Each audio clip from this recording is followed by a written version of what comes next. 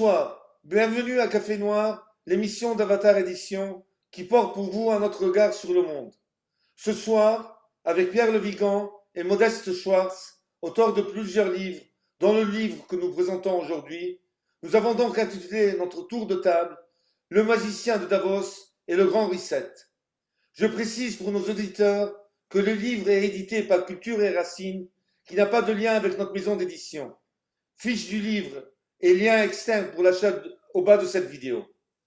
Alors bonsoir Modeste, est-ce que tu peux pour nos auditeurs nous présenter très brièvement qui est ce magicien, Schwab, et c'est quoi le grand reset?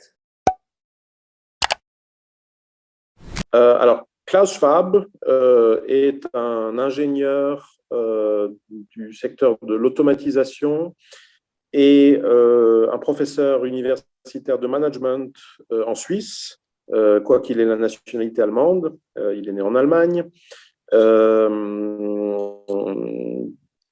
L'ouvrage que je publie donc chez Racine et Culture, chez Culture et Racine, pardon, contient, il faut le préciser, une annexe due à un ami, un collaborateur, qui a pris la peine justement de retracer le parcours de Klaus Schwab et puis accessoirement de présenter aussi son co-auteur, puisque mon texte, mon bouquin constitue avant tout le commentaire, non pas de la carrière, des idées en général de Klaus Schwab, mais qui sont aussi prises en compte, évidemment, mais très particulièrement d'un texte d'une importance, je dirais, épocale, historique, qu'il a publié en juillet, ou à la charnière de juin-juillet 2020, co-signé par un Français du nom de Thierry Malray, donc quelqu'un qui est issu des milieux de la banque, qu'on présente généralement comme un rocardien, disons un co-auteur assez falot, ce qui fait que très souvent on oublie même de le mentionner, exactement comme on oublie d'ailleurs souvent de mentionner une partie du titre. Donc c'est intéressant, hein, c'est un texte qui a officiellement deux co-auteurs et un titre en deux parties. Je rappelle que le texte de Schwab et Malray s'intitule officiellement Covid-19, la grande réinitialisation. Et de manière assez symptomatique, ça n'est pas un hasard, depuis des mois, on a de plus en plus d'ailleurs tendance, d'une part, à oublier Malray. Alors ça, ce n'est pas très étonnant parce qu'en réalité, effectivement, il n'a pas l'air d'une grande importance. Il ressemble plutôt à un alibi en réalité qu'à un véritable co-auteur. Ça permet surtout au livre de ne pas être uniquement l'œuvre d'un Allemand, officiellement. Voilà. Et on oublie aussi, de manière tout aussi symptomatique, une partie du titre, c'est-à-dire qu'on en parle de plus en plus comme la grande réinitialisation, ou pour ceux qui font référence à la version anglaise, The Great Reset, et on oublie qu'en fait le titre commence par Covid-19. Alors pourquoi est-ce que je dis que c'est un oubli symptomatique? Parce qu'en fait, le texte de Schwab et Malray, j'aurais presque envie de dire qu'il ne parle pas du tout du Covid-19. Il en parle, ce qui est tout à fait légitime, puisqu'aucun des deux n'est médecin ou épidémiologique, etc. Il n'en parle que du point de vue des conséquences économiques, politiques, etc., qui sont évidemment pas les conséquences de telle ou telle épidémie, mais les conséquences des décisions politiques, fondamentalement politiques, qui ont été prises sous prétexte d'épidémie. Et alors, ce qui est encore plus curieux, c'est qu'il n'en parle pas du tout sur le ton, ou disons dans le style d'ouvrages de prospection, de prospective économique ou économico-politique. Ça, pour celui qui s'en est le mieux rendu compte, c'est mon camarade d'écurie, disons, Éric Verreg, qui a publié de son côté un autre commentaire, en partie semblable, en partie divergent, du même texte, et d'ailleurs chez le même éditeur, Culture et Racines. Alors évidemment, la grande différence, c'est que moi, disons, je suis probablement plutôt une sorte de marginal de la littérature d'essai, disons, politico-sociologico-culturelle. Éric Verreg, lui, au contraire, est un insider, hein, c'est un ancien haut fonctionnaire, dont le métier, ou du moins le dernier métier, le nouveau métier, est justement la prospective. Hein, c'est quelqu'un qui anime depuis des années un site et une lettre d'information, une newsletter, voilà, intitulée Le Courrier des Stratèges. C'est donc un collègue de Thierry Maleret. C'est donc un collègue de Thierry Maleret, puisque c'est aussi ça, on va dire, le statut officiel de Thierry Maleret depuis qu'il a quitté les sommets de la banque. Donc, il est dans une situation, il est mieux placé que quiconque pour constater que, ben non, ce n'est pas un texte de prospective. Alors, c'est censé parler du Covid-19. Ça n'en parle évidemment pas d'un point de vue, disons, médical, épidémiologique, etc., ce qui, encore une fois, est tout à fait légitime. Moi non plus, je ne m'exprime pas là-dessus, ce n'est pas mon métier. Bon. Mais ça n'en parle pas non plus, à proprement parler, comme devrait le faire, en principe, un ouvrage de prospective, parce que, en gros, il manque les scénarios alternatifs. C'est-à-dire que ce qui est quand même extrêmement troublant, c'est que ces gens-là, ou du moins, si on reste dans la fiction des co-auteurs, ou alors Schwab, si on décide d'y renoncer, visiblement, en juillet 2020, ils savent déjà parfaitement tout ce qui va se passer à l'automne 2020, au printemps 2021, et effectivement, à quelques détails près, la feuille de route. Alors bon, quand je dis feuille de route, c'est déjà une interprétation. Je suis déjà dans le conspirationnisme, etc. Mais enfin, c'est quand même, on peut dire que c'est au moins troublant de voir donc chez ce prof de management d'un côté et cet homme de la banque, disons, cet auteur de newsletter de l'autre, une pareille prescience de phénomènes qu'on nous présente généralement comme avant tout épidémiologiques. On nous explique que non, c'est des mesures qu'on est obligé de prendre parce qu'il y a une situation sanitaire, etc. Et alors, du coup, on se demande même d'ailleurs à quoi servent en fait à l'échelle nationale ou pseudo-nationale à chaque fois tous ces conseils scientifiques, là, tous ces Delfrécy, ces Fauci, etc. Visiblement, ils sont tout à fait superflus. Il suffit de demander à Schwab et Maleret, à l'ingénieur en automatisation et au diplômé d'Oxford, enfin, d'une voie de garage d'Oxford, mais bon, puisque visiblement, ils savent mieux. Ils savent mieux, et alors a fortiori, mieux que les vrais grands noms du domaine, qui, je le rappelle, ne sont pas les membres des fameux comités scientifiques, mais sont des voix beaucoup plus dérangeantes, comme celle de Didier Raoult, de Soukhrelid Bargdi, de Ioannidis, de Stadler, etc. Bon, voilà, donc c'est un commentaire donc, de ce livre curieux à plus d'un titre, parce qu'on présente ça comme de la prospective, alors que visiblement c'est plutôt de la prophétie, et certains ajouteraient même de la prophétie autoréalisatrice. Voilà. Et donc c'est censé avoir deux auteurs, alors que il y en a un qu'on oublie presque systématiquement, peut-être à raison d'ailleurs. La personnalité de toute évidence centrale étant celle de Klaus Schwab, qui est donc, rappelons-le, le fondateur et président du Forum économique mondial. Alors là aussi, c'est une sorte d'entité un peu curieuse parce que à la base, sur le papier, c'est une ONG. Bon, qu'il a cofondée d'ailleurs avec sa femme, je crois. Donc, on pourrait dire, c'est comme le courrier des stratèges de Verreg. Vous aussi, vous pouvez, voilà, Café Noir, vous pouvez vous doter, voilà, d'une personnalité juridique, loi 1901, c'est ça. Et du coup, vous serez à égalité avec le Forum économique mondial. Alors, il y a quand même quelques différences troublantes là aussi. C'est qu'à la différence de Café Noir ou du courrier des stratèges, le Forum économique mondial, lui, a un partenariat officiel avec l'ONU.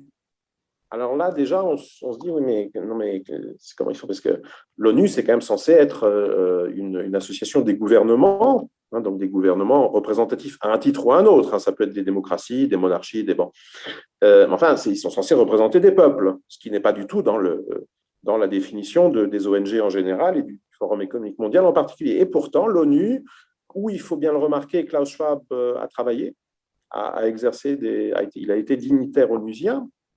L'ONU a ce partenariat avec le Forum économique mondial. Et ce qui a surtout contribué à faire connaître le Forum économique mondial de l'opinion publique, ce sont ces grands-messes, ces banquets annuels de Davos, qui rassemblent donc chaque année, souvent au printemps, ce qu'il est convenu d'appeler l'élite mondiale, quoique c'est quand même plutôt l'élite occidentale. Il y a toujours quelques invités de marque du monde extra-occidental. la dernière édition, notamment Vladimir Poutine et Xi Jinping.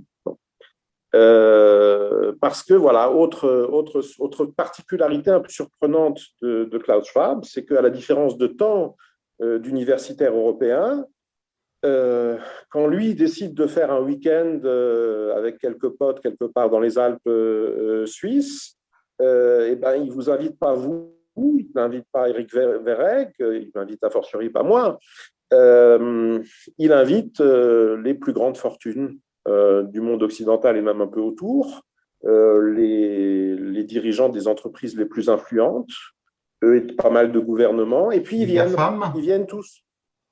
Et ils obligent. Voilà, alors en plus, il y a un petit côté, là, du coup, ça devient presque folklorique, parce qu'il y a un côté entreprise familiale aussi. Effectivement, le Forum économique mondial a été cofondé donc, par Klaus Schwab et par Hilde Schwab, sa femme. Son histoire familiale, d'ailleurs, est assez intéressante. Alors, pas du tout, il y a eu de manière, notamment chez les anglo-saxons, vous voyez, d'essayer de le décrédibiliser avec des arguments assez bon marché. Vous voyez, il est né sous le Troisième Reich.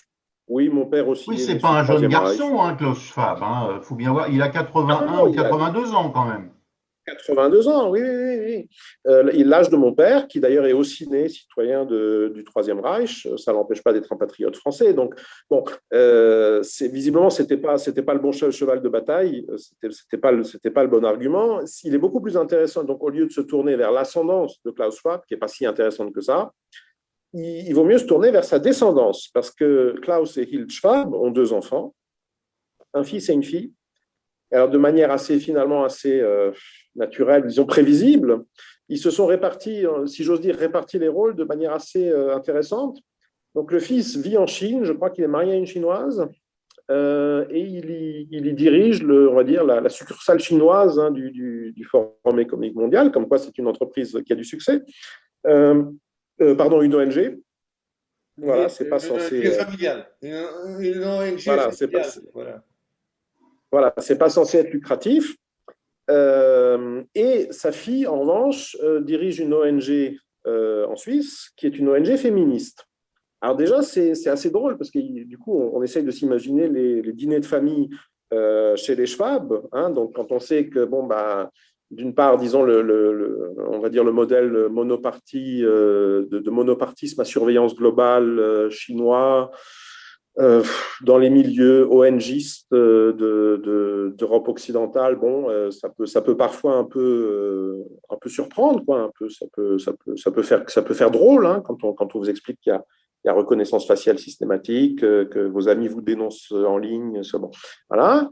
Et que de l'autre, bon, bah, la société chinoise, ni communiste ni avant, etc., bon, n'est pas particulièrement célèbre pour son féminisme. Voilà, donc on se demande oui, mais on peut mettre la reconnaissance faciale au service de la lutte contre les discriminations et de la lutte contre le harcèlement sexuel, que sais-je. Hein, voilà. Oui, c'est peut-être comme ça. Oui, c'est peut-être comme ça qu'ils arrivent à une synthèse. Mais bon, maintenant, blague à part, ce qui est très clair, c'est que la famille Schwab, qui n'a pas besoin d'assumer ses contradictions, puisque ben, ils sont du bon côté du manche, ils sont du côté du manche, hein, ben, vit dans c'est très représentatif, à mon avis, d'une élite occidentale qui, d'une part, vit dans la terreur du peuple. Hein, là, ma collègue, au sens de normalienne, Anne Bilran, psychologue, a signé des textes tout à fait éclairant sur cette question. Hein, donc psychologue et philosophe qui vit en Amérique du Sud, sauf erreur. Voilà. Donc une élite endogame, vivant en circuit fermé, qui se sent menacée, qui effectivement est à l'échelle mondiale en situation de régression, parce que leurs marges de croissance, de conquête, disons, ont été rognées par l'apparition de nouveaux acteurs. Alors, je crois que tu dis dans ton livre, Modeste, que l'Occident, quand il recule, devient hystérique.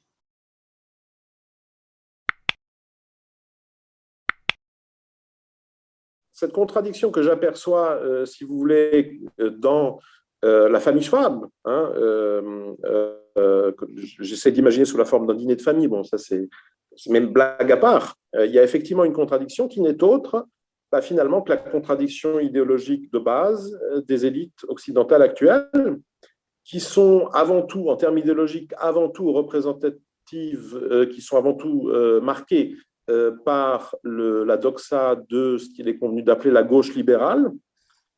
Et vous voyez, dans la famille Schwab, les rôles se sont répartis. Hein, la fille est du côté libéral, le fils est du côté gauche. Dans la mesure où, effectivement, quand on regarde le modèle chinois qui les fait tellement rêver, il a au moins conservé, si vous voulez, du programme historique de la gauche,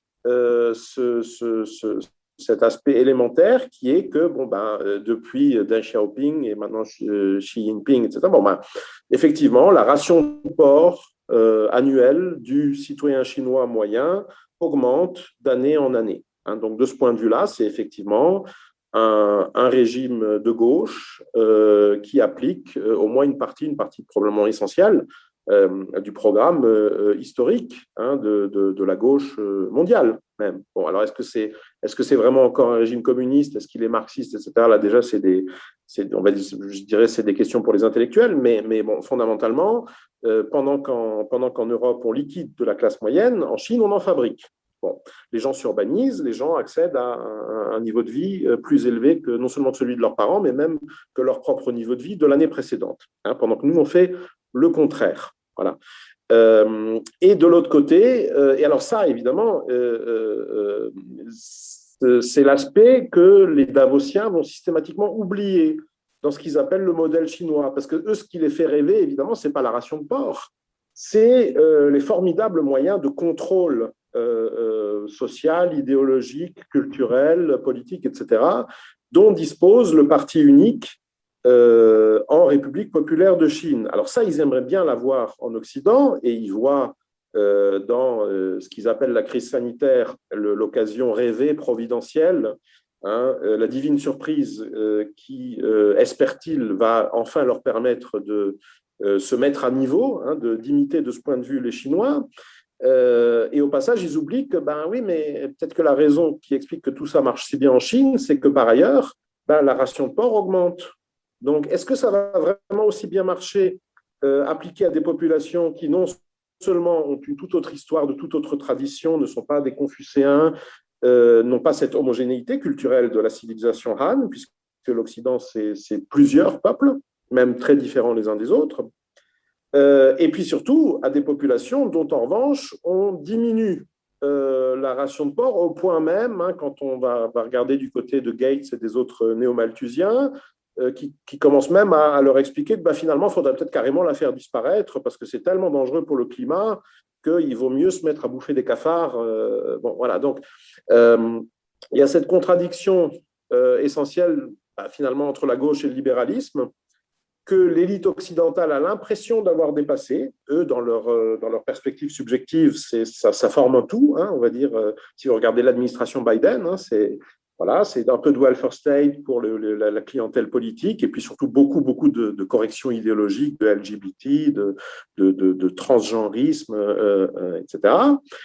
Et puis, la question, c'est évidemment de savoir pendant combien de temps cette synthèse, qui pour eux est subjectivement évidente, naturelle, etc., va objectivement tenir le coup. Alors là, effectivement, j'ai presque des scrupules à dire ça, parce que je suis déjà en réalité dans l'ouverture, ça c'est déjà les perspectives sur lesquelles s'ouvre mon commentaire, plutôt que le contenu du livre qui fait l'objet de cette émission. Mais finalement, si Culture et Racines a fait l'effort de le publier, je conseillerais aux auditeurs simplement de se le procurer et de le lire. Et finalement, de ce point de vue-là, il est peut-être plus intéressant, les ouvertures qu'on peut apporter par rapport à ce commentaire sont peut-être plus intéressantes que de reprendre bêtement le contenu du livre. Pierre, à toi. Un des aspects du Grand Reset me paraît être deux piliers, le revenu universel et la décroissance. Ce qui est nouveau, puisque depuis 30 ans, on nous explique qu'au bout du tunnel, il y aura à nouveau la croissance, etc. Bon, là, il semble que on nous conditionne pour nous expliquer que il va falloir faire le deuil de cette croissance. qu'est-ce que tu penses de ces deux piliers proposés par Klaus Schwab et son complice français? Son alibi français. Oui, merci. Oui, oui, merci pour cette bonne question qui me permet de régler son sort d'entrée de jeu à la deuxième partie du titre. Donc, je venais de commenter la première, Covid-19, dont finalement le bouquin ne parle pas. Et puis ensuite, la deuxième, la grande réinitialisation, c'est la partie que tout le monde a retenue. Et alors là, gros problème, c'est que c'est avant tout du marketing, c'est-à-dire que c'est un slogan publicitaire, hein, puisque c'est comme ça que j'ai analysé le texte de Schwab et Malray, comme un texte de séduction, s'adressant à ce que j'appelle le middle management du mondialisme, c'est-à-dire ni le sommet, hein, ni les amis milliardaires de Klaus Schwab, ni, si vous voulez, les liseuses de prompteurs qui vous distillent la propagande de la peur sur BFM et compagnie, mais entre les deux. Voilà. Et ce sont des gens, déjà, ce sont des gens qui lisent encore, hein, Schwab a conscience de s'adresser à des gens qui ont encore cette habitude de lire des textes et non pas comme les liseuses de prompteurs de BFM TV à des analphabètes fonctionnels décérébrés par le monde des écrans. Donc, il sait qu'il ne peut pas trop non plus les prendre pour des idiots. Donc, par exemple, quand il parle de Covid, c'est beaucoup moins alarmiste que la plupart des contenus médiatiques mainstream, si vous voulez. Lui, on voit très bien qu'il se rend compte qu'il y a rien de spécialement dangereux, si vous voulez. Voilà. Mais son message, c'est que donc on a surréagi. Ça, il le reconnaît presque explicitement. Pas dans ces termes-là, mais quand on lit avec un minimum d'esprit critique son texte, on se rend bien compte qu'il l'admet. Entre les lignes, il l'admet. Bon. Mais son vrai message, c'est on a surréagi, mais on a bien fait de surréagir. Parce que même si la crise sanitaire en fait est pas si critique que ça, elle constitue un prolongement d'une crise écologique. Alors là, gros problème, il n'y a aucune preuve scientifique de ça. Il a décidé de l'oublier. Hein. Il affirme de façon péremptoire que le Covid, c'est une conséquence du réchauffement. Alors, exactement pourquoi? Parce que ça augmente la libido des chauves-souris qui donc vont avoir tendance à davantage forniquer avec des pangolins. Bon, c'est pas très clair, mais en tout cas, ça fait partie des actions. Voilà. Par ailleurs, le plan de relance de l'Union européenne au titre du Covid est quasiment la même chose que le plan de relance au titre de l'écologie qui avait été repoussé. Hein. Donc, on sent là une continuité, le prétexte change, mais l'objectif reste le même. Oui, c'est l'un des axes principaux de mon commentaire qui consiste à mettre à nu le marketing de Schwab, qui donc intitule son texte à lui « La grande réinitialisation ». Hein, donc, vous avez cette esthétique de la nouveauté radicale. Moi, j'ai intitulé l'un des chapitres, je pense, les plus importants de mon commentaire, je l'ai intitulé « More of the same », pardon pour l'anglicisme, hein, donc 6. Encore et toujours la même chose. Puisqu'en réalité, pardon? Non, je disais simplement chapitre 6. Oui, puisque c'est un chapitre, effectivement, voilà, le chapitre 6, voilà, intitulé « More of the same », parce que effectivement, quand on va dans le détail, alors non seulement du texte de Schwab et Malray, mais aussi et surtout de la gestion effective de ce qu'ils appellent la crise sanitaire par les gouvernements travaillant sous l'influence très évidente du Forum économique mondial de Davos, on se rend compte que finalement, tout ça, c'est pas si nouveau que ça. Effectivement, le plan de relance Covid d'Ursula von Leyen, c'est à quelques menus retouches près. C'est la copie qu'elle avait déjà présentée sous le nom de New Green Deal et ça n'avait pas marché, ça avait été rejeté. Et puis, alors, une fois que tous les europarlementaires, entre autres, avaient sur la tempe le canon hein, du chantage sanitaire, et ben là, du coup, ils l'ont voté comme un seul homme. Mais en fait, ça n'a rien de nouveau. Et donc, le texte de Schwab et Malray est plein de cette espèce de pseudo-futurologie qui est d'ailleurs, j'aurais envie de dire que c'est la spécialisation en termes dans sa carrière de publiciste. Hein, donc, l'auteur Schwab, c'est sa spécialisation de base. C'est-à-dire que les rares lecteurs, enfin rares, pas si rares, mais par rapport à sa fortune éditoriale, on va dire, et dans l'opinion, hein, sa célébrité de 2020, bon, avant 2020, il y a plein de gens qui ne savaient pas du tout qui était Klaus Schwab. Moi, j'avais entendu le nom, mais je n'étais pas très versé non plus. Et les rares qu'il connaissait, dont par exemple Éric Verreg, publié comme moi chez Culture et Racines, le connaissait avant tout pour des ouvrages comme La 4e révolution industrielle, qui sont, comme j'ai pu le dire ailleurs dans un podcast, qui sont une forme de science-fiction que les élites occidentales prennent au sérieux. Donc, Schwab, vraiment son filon principal, ou en tout cas d'origine, c'est ça, c'est faire rêver. C'est faire rêver en annonçant le nouveau absolu, une nouvelle dimension, un monde radicalement neuf, transhumain, que sais-je. Bon, en réalité, on se rend compte que tout ce qui a trait à ce genre d'aspect, notamment dans le texte son dernier texte, celui que je commente, le problème, c'est que c'est jamais quantifié. Donc, il nous parle sans arrêt de tendance à ceci, tendance à la robotisation, tendance à l'intégration de l'organe du corps, de l'esprit et du cloud, tendance. Bon. Et alors, on ne comprend pas très bien comment toutes ces avancées technologiques, hein, sachant que historiquement, la technologie a quand même toujours été, alors même si l'innovation, d'accord, l'innovation a pu se produire dans des moments de crise, de guerre, hein, le rôle de l'industrie d'armement dans les innovations technologiques, etc. Oui, d'accord. Mais ensuite, pour que ça se généralise, ce qu'il faut, c'est des périodes de croissance. Ça s'est toujours passé comme ça. Parce que les gens, pour le dire de manière un peu caricaturale, les gens commencent à s'intéresser aux gadgets une fois qu'ils ont un toit sur la tête et qu'ils ont mangé. Bon.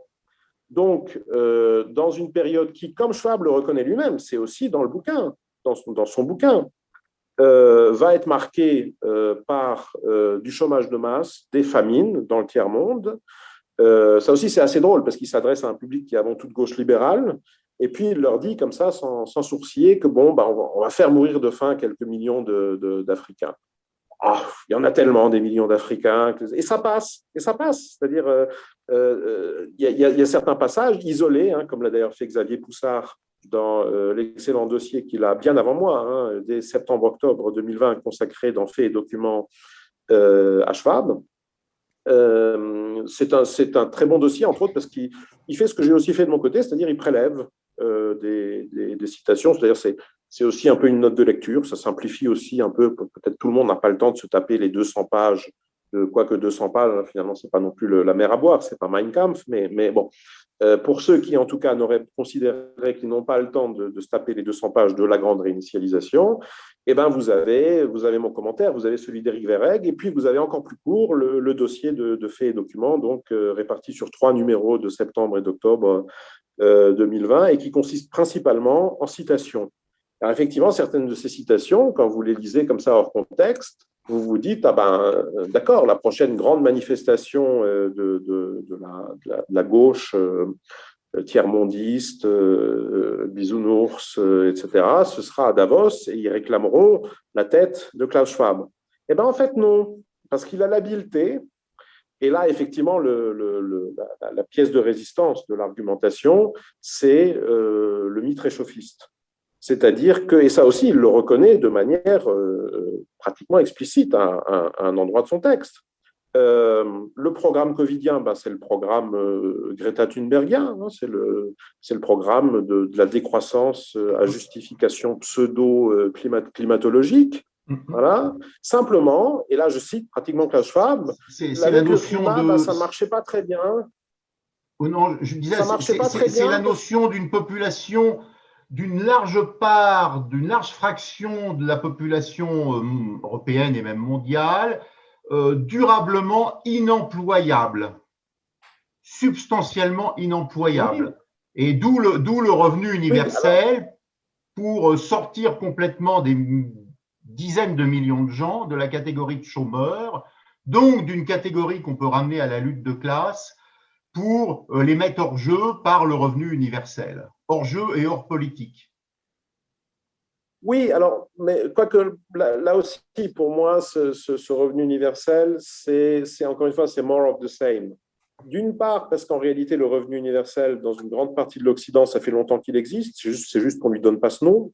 Mais quand vous ajoutez les 36 allocations, les RSA, etc., bon, bah, en réalité, finalement, depuis que l'Occident s'est fait une raison, s'est résigné au chômage de masse, pour éviter que ça débouche sur un renversement du système politique, il a de facto introduit des formes de revenus universels partout où c'était nécessaire.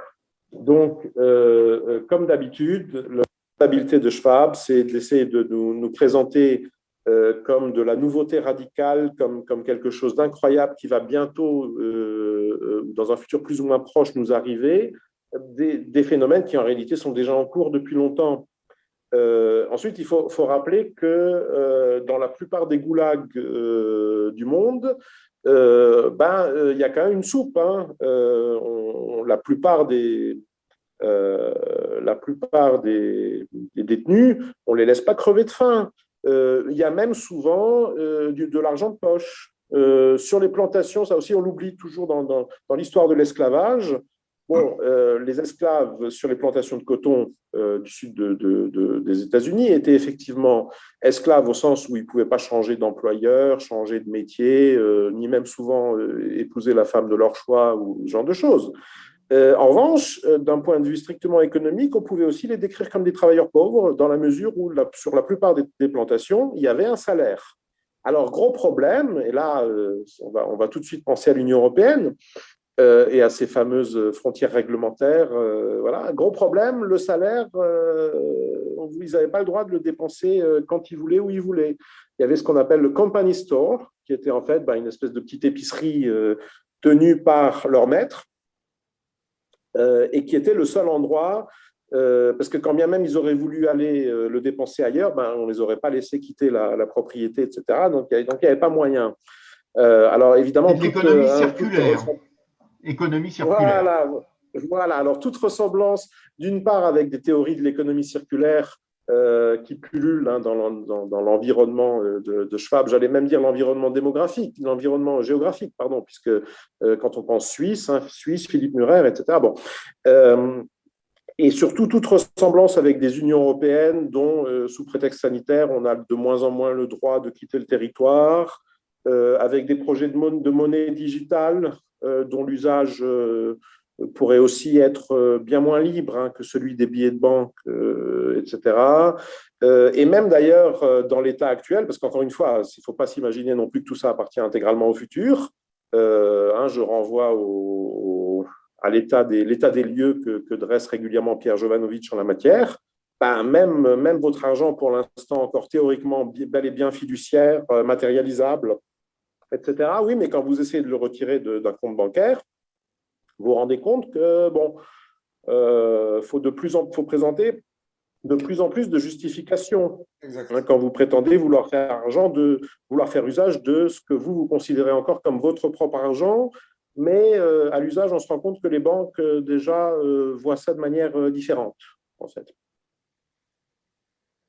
Je ne sais pas si j'ai répondu. Tout à fait. Si, tout à fait. Oui. Deux mots peut-être sur Hilferding, puisque tu fais un parallèle entre les propositions de Klaus Schwab et les théories d'Hilferding dans le Capital financier 1910. Deux mots peut-être pour éclairer le lecteur qui pourront ensuite en savoir plus en lisant ton ouvrage, mais peut-être pour préciser un peu les choses. Oui. Alors, c'est intéressant parce que ça touche aussi à la question du conspirationnisme. C'est-à-dire que, est-ce que mon commentaire, est-ce que mon bouquin est conspirationniste ou pas? Oui et non. Alors, d'une part, moi, je n'ai pas peur du qualificatif de conspirationnisme, etc. Je considère, comme la plupart des gens, un tant soit peu informés, que l'histoire est une longue suite de conspirations. Là où beaucoup de conspirationnistes actuels se trompent, c'est dans leur vision de la conspiration, qui est aussi, je vais expliquer tout de suite pourquoi, une vision du marxisme. C'est-à-dire que quand on pense au marxisme, du fait de l'histoire du XXe siècle, dont on est, en tout cas nous trois, issus, hein, on fait encore partie des gens qui ont vécu le plus clair de leur existence au XXe siècle.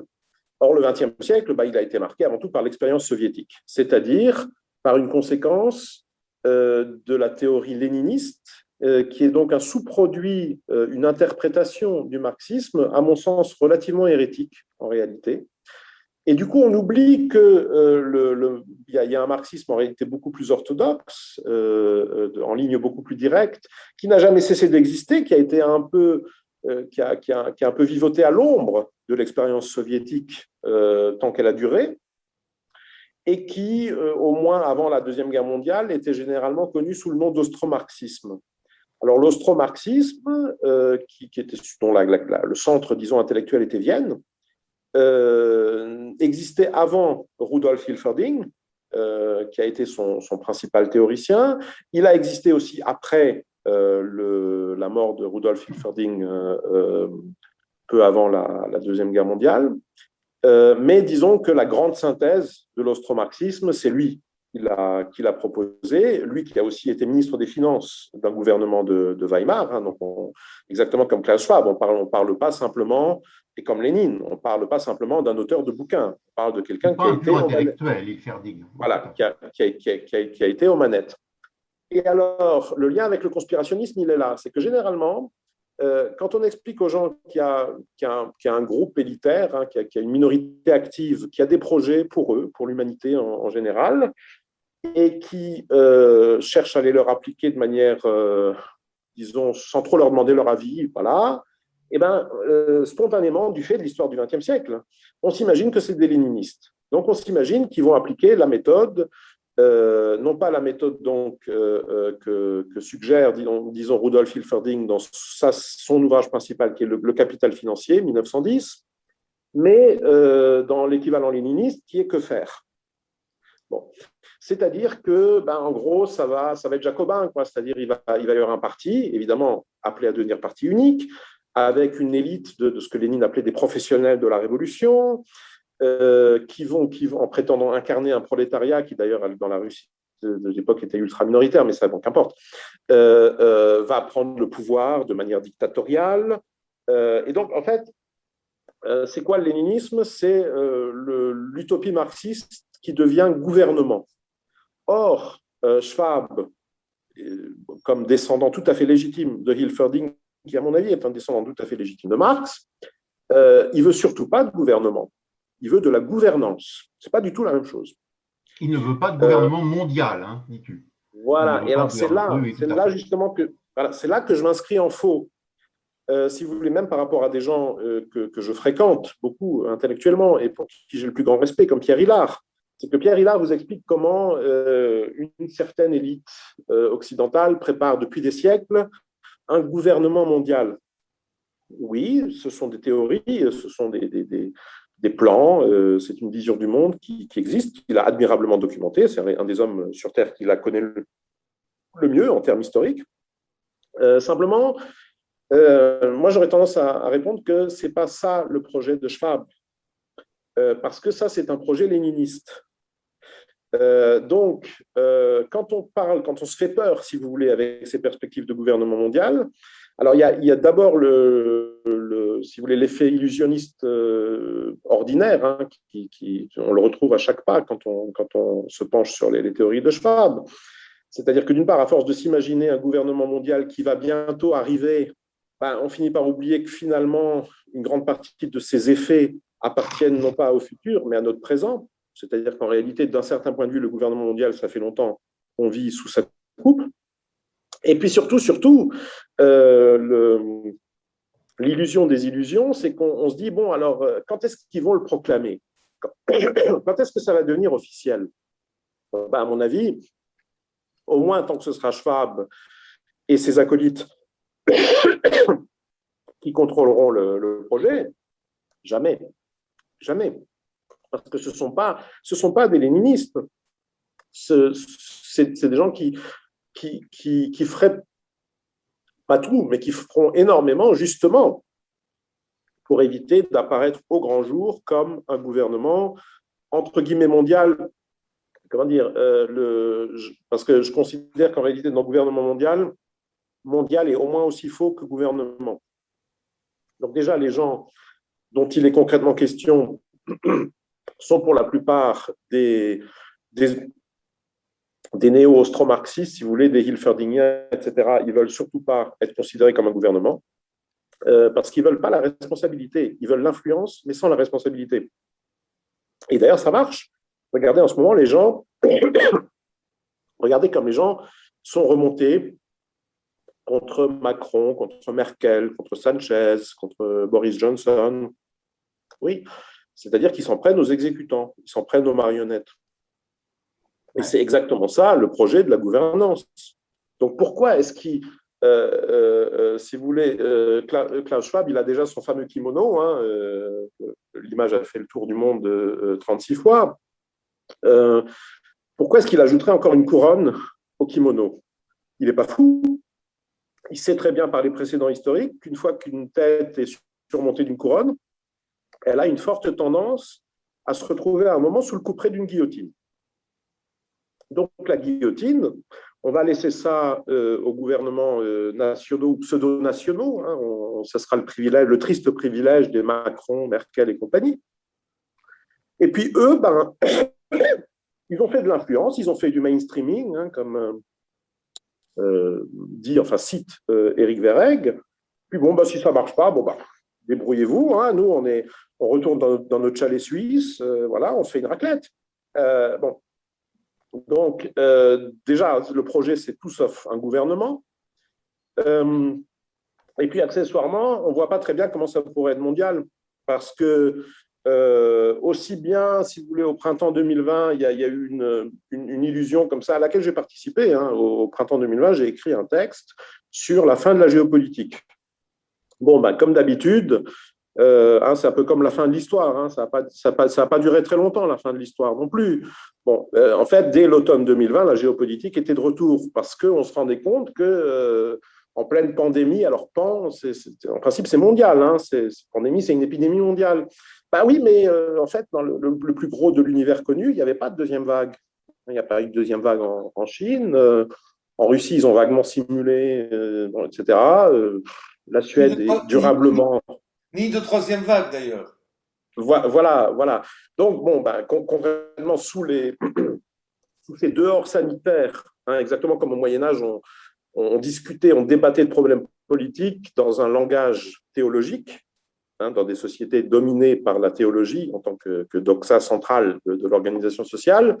Dans le monde actuel, dans ce paradigme de la vie médicalisée, on exprime des réalités tout aussi politiques, celles de la géopolitique, on les exprime en termes sanitaires ou pseudo-sanitaires. Voilà. Donc, vous entendrez dans les médias que la Chine a évité la deuxième vague. Traduction, la Chine, à l'automne 2020, a cessé de faire semblant de participer à la grande réinitialisation, puisque, alors là, on entre dans l'interprétation, hein, là déjà, c'est plus dans le texte Schwab, etc., c'est ma vision des choses, du monde. Tout simplement, à l'automne 2020, les Chinois avaient déjà la quasi-garantie d'être débarrassés de Trump, donc la plus grosse partie de leurs objectifs de guerre à eux était déjà atteints. Donc, pourquoi continuer à s'infliger des dommages économiques, sociaux, culturels, etc., en pure perte? Autant laisser l'Occident finir de se suicider. Et pendant ce temps, eux continuer à produire le plus possible, entre autres tout ce que nous, on n'aura pas réussi à produire parce qu'on était trop occupés à se masturber devant Netflix, qui est la nouvelle méthodologie de salut universel, hein, que nous propose l'idéologie covidienne. Très bien. Peut-être une dernière question. Dans le discours de Schwab, il y a l'abandon de la croissance, hein, quasi-théorie de la décroissance, et il propose dans cette perspective de déconstruire la notion de PIB, produit intérieur brut, en intégrant des choses qui pourtant ne sont pas quantifiables, sauf imposture intellectuelle. Et parmi ces choses, il y a le recul des discriminations, le recul des harcèlements sexuels, etc. Fantaisie sociétale. Peux-tu nous éclairer là-dessus sur le fait que finalement, on n'aura même plus la visibilité de notre recul économique par rapport notamment à la Chine. Ça va donc très loin. Et pourquoi Schwab propose-t-il cela? Est-il un agent des ennemis de l'Europe? On a du mal à comprendre sa logique parce que c'est masochiste. Alors, la logique, ça dépend pour qui. C'est masochiste du point de vue de l'Occident, évidemment. Mais le projet de la grande réinitialisation, c'est le projet d'une élite qui, finalement, préfère que l'Occident fasse naufrage sous sa direction plutôt que d'éventuellement tenter un sauvetage sous d'autres directions. Voilà. Voilà. Alors là, je crois que tu as mis le doigt sur un aspect absolument essentiel. Voilà. Et donc, on en revient à mon commentaire more of the same, c'est-à-dire que oui, préconiser la décroissance, de toute façon, ne vous inquiétez pas, elle arrive en Occident. Puisque la production, on y a renoncé depuis déjà un bon bout de temps. Voilà, on avait un simulacre de croissance qui était fondé sur la consommation. La consommation qui elle-même était fondée sur la fausse monnaie, c'est-à-dire une distorsion, là je renvoie aux analyses de Charles Gave, une distorsion dramatique entre la réalité économique, la réalité de la production et de la consommation et les équilibres monétaires, c'est-à-dire en gros des monnaies occidentales énormément surévaluées par rapport à la réalité de la production en Occident. Donc, tôt ou tard, ils n'auraient pas fait de grande réinitialisation, ils n'auraient pas fait de Covid, etc. De toute façon, le grand réajustement monétaire se serait produit, comme il se produira, il va simplement probablement se produire quelques mois ou quelques années plus tôt. Bon. Et à partir du moment où on a réajusté les monnaies, où j'invente des chiffres, mais c'est plus 1 euro pour 100 bahts thaïlandais, mais le contraire. La consommation aussi, forcément, va s'en ressentir. Et donc, ni production ni consommation, l'Occident va passer par une phase de décroissance. Alors, autant présenter ça comme quelque chose de formidable, comme une opportunité historique, un bonheur. C'est comme les cafards. Écoutez Bill Gates, c'est tellement délicieux, les cafards. Heureusement que le réchauffement planétaire nous oblige à renoncer à la viande de bœuf et de porc. Uniquement nous, les Chinois vont continuer à en manger et même à en manger de plus en plus chaque année. Bon, mais nous au moins, on va pouvoir découvrir le goût délicieux du cafard, exactement comme on va découvrir les autres plaisirs de la décroissance. Et quel meilleur moyen, si vous voulez, pour les gens qui nous ont foutus dans cette merde, les élites qui nous ont amenés à ça, en délocalisant vers la Chine, etc.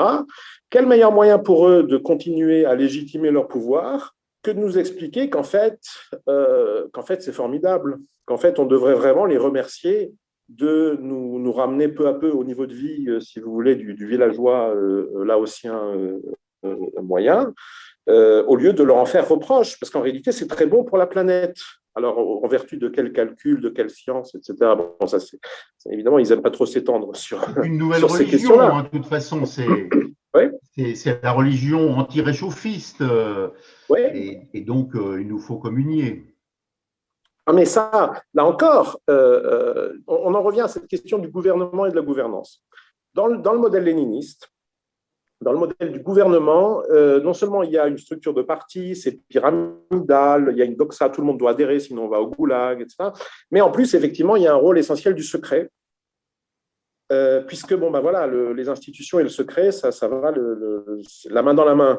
Alors que dans la gouvernance, c'est aussi pour ça que c'est tellement plus économique, on n'est même pas obligé de vraiment mentir.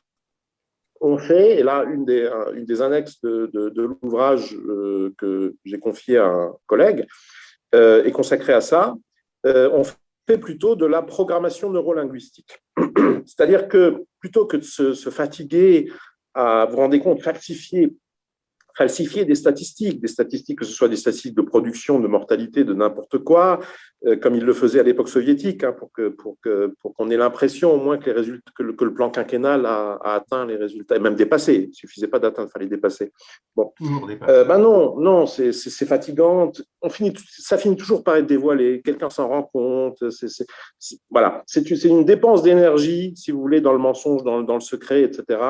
Tout à fait superflu quand on peut tout simplement, en amont, manipuler les concepts de manière à ne même pas avoir à falsifier, si vous voulez, l'évidence de base.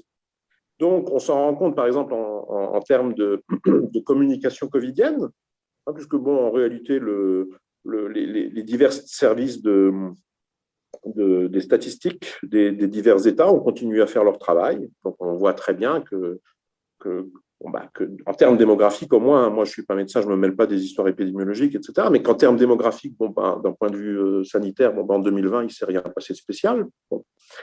À part un peu en Europe de l'Est, mais pour une autre raison qui est la faiblesse de la médecine libérale en Europe post-communiste. Bon, ça, c'est une autre question. Bon. Mais en gros, on a tous les chiffres. Et d'ailleurs, les quelques spécialistes, comme le statisticien qui anime la chaîne YouTube Décoder l'écho, les quelques spécialistes intègres du domaine qui n'ont pas eu peur de l'ouvrir, du coup, peuvent produire leurs propres analyses qui détruisent totalement la narration officielle. Et en tout cas, ils n'ont pas allé ils n'ont pas à fouiller, ils n'ont pas à faire de journalisme d'investigation, si vous voulez. D'autres le font. Xavier Poussard, dans Fait les documents, le fait, etc. Mais là, en l'occurrence, ce n'est pas nécessaire, puisqu'on n'a pas besoin d'aller fouiller les poubelles, vous voyez, de tel ou tel. Non, tout est sur Internet. Hein. Simplement, on redéfinit les concepts de base. Alors, exactement comme dans la communication covidienne, si vous voulez, un cancéreux qui, en stade terminal de tel ou tel cancer, meurt comme il serait prévisiblement mort à n'importe quelle année, mais meurt titulaire d'un test, d'une séropositivité, si vous voulez, c'est-à-dire d'un test positif, que ça soit qu'il ait 1 mois, 2 mois ou 3 mois, qu'il soit associé à des symptômes ou pas, qui est considéré comme un diagnostic alors qu'il n'a pas de valeur diagnostique. Bon, voilà, et ça devient une victime du Covid. Bon, c'est la méthodologie générale. Alors, non seulement en termes épidémiologiques ou pseudo-épidémiologiques, puisqu'on a déclaré une pandémie qui, je le rappelle, d'un point de vue démographique, n'aurait pas pu être déclarée comme telle encore jusqu'en 2008, puisque c'est de 2009 que date une réforme du concept même de pandémie au sein de l'OMS, qui donc préparait l'événement 201, qui lui-même a finalement été la répétition générale de, entre guillemets, la crise sanitaire. Hein. Schwab nous explique tout simplement dans son bouquin que pour l'économie, on va faire la même chose, puisque tout en essayant de faire avaler de mieux en mieux la décroissance, hein, tout en enduisant la décroissance d'un maximum de sucre idéologique à la sauce Greta Thunberg, quand même, c'est vrai que les pipes qui s'effondrent, esthétiquement, c'est déplorable, quoi. Donc, révisons la notion du PIB en y incluant, alors oui, et là encore, hein, more of the same, hein, c'est de nouveau présenté comme futuriste, etc. Ça fait longtemps qu'on a commencé. Je rappelle que suite à la crise de 2008, un nombre croissant de gouvernements occidentaux s'est mis d'ores et déjà à intégrer dans la définition du PIB, par exemple, les conséquences économiques de la prostitution et du trafic de drogue. Donc ça, c'est déjà fait, hein, ce n'est pas un projet de Schwab, etc. Alors, puisqu'on a déjà la CAM et le trottoir dans le PIB, pourquoi est-ce qu'on n'y mettrait pas aussi Black Lives Matter, hein, donc plus on déboulonne de statuts, plus le PIB croît, enfin le PIB nominal, hein, de toute façon, etc. Ou comme, donc là j'en arrive à la proposition concrète de Schwab. D'ailleurs, c'est plus qu'une proposition, puisque, comme d'habitude, hein, lui, il se cache toujours. Apparemment, il ne fait jamais que citer. Hein. Et donc là, en l'occurrence, c'est une des meilleures élèves vraiment de la classe mondialiste, donc la bonne femme en charge de la Nouvelle-Zélande, là aussi très intéressant, hein, ce n'est pas un pays de l'Union européenne. Hein. Schwab a en fait une tendresse vraiment tout particulière pour ces petits États parfaitement contrôlables, comme la Nouvelle-Zélande, Israël, la Norvège, ou même au sein de l'Union européenne, mais censés être rebelles, qui ne le sont en réalité pas du tout, comme la Hongrie. Et c'est toujours à ces pays-là que vont ces louanges, hein, très rarement à l'Allemagne, à la France, notamment. Et donc la mondialiste en chef de Nouvelle-Zélande propose d'intégrer, entre guillemets, la lutte contre les violences conjugales, donc traduire la culpabilisation médiatique systématique de la masculinité, dans le PIB.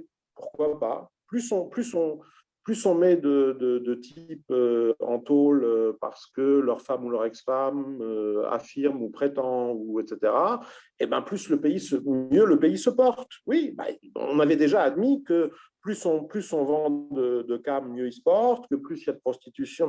Donc c'est dans la continuité. Hein, c'est une méthodologie générale, c'est-à-dire on ne falsifie pas l'évidence primaire, hein, les chiffres, voilà combien de doses de cocaïne, combien de les bénéfices de l'industrie du sexe, les chiffres de production de ceci, cela, la statistique, entre autres, de mortalité. On ne falsifie rien, on fait de la programmation neurolinguistique, de la PNL. En amont, on révise les concepts de base de manière à ce que, rétrospectivement, vous voyez qu'on a raison. Alors certes, il y a encore 10 ans, on n'aurait pas eu raison parce que les termes, si vous voulez, même de la langue, avaient encore une autre définition. Mais comme entre-temps, on les a redéfinis, vous voyez que maintenant, on a raison. Voilà. Et c'est ça le principe même de la gouvernance. C'est ce qui fait que Schwab n'est pas un communiste au sens léniniste, même si pour moi, c'est essentiellement un marxiste, je dirais, de compétition. Il est marxiste jusque dans la moelle des os. Bon. Mais ça n'est pas un léniniste. Donc, son projet, ce n'est pas un gouvernement mondial. Son action, ça n'est pas à proprement parler une conspiration au sens que ce mot a pris au XXe siècle dans le monde des partis, notamment des partis uniques avec leurs services secrets, etc. Donc, le projet est bien le même, mais quand on l'imagine sous ces dehors, on va dire, un peu archaïques, hein, finalement, du gouvernement mondial, du léninisme, etc., on est à côté de la plaque, parce que c'est les mêmes objectifs, mais ce n'est pas du tout cette méthodologie-là. Lui, sa méthodologie, c'est la gouvernance, ce n'est pas le gouvernement.